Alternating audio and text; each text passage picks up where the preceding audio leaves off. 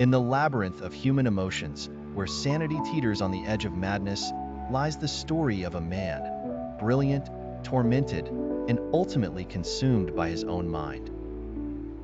This is the tale of the Madman. He was once a man of great intellect, a scholar whose ideas challenged the very foundations of conventional thought. His name was whispered with reverence in academic circles, and his mind was a beacon of wisdom. But with brilliance often comes a price.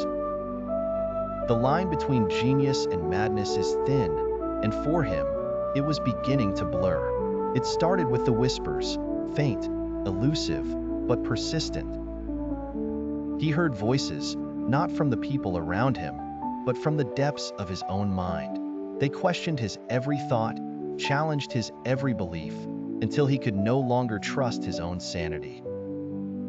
As the days turned into nights, his mind became a prison, a place where reality and delusion intertwined, where he could no longer distinguish between what was real and what was imagined. Paranoia took hold of him completely.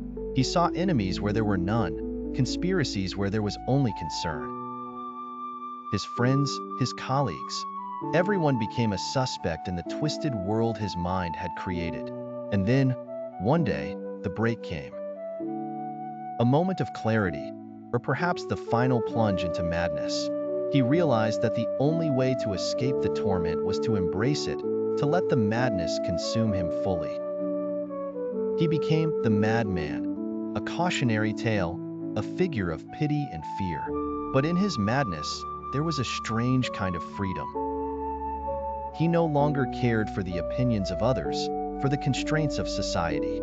He was free, free to think, to feel, to be whatever his mind wanted him to be.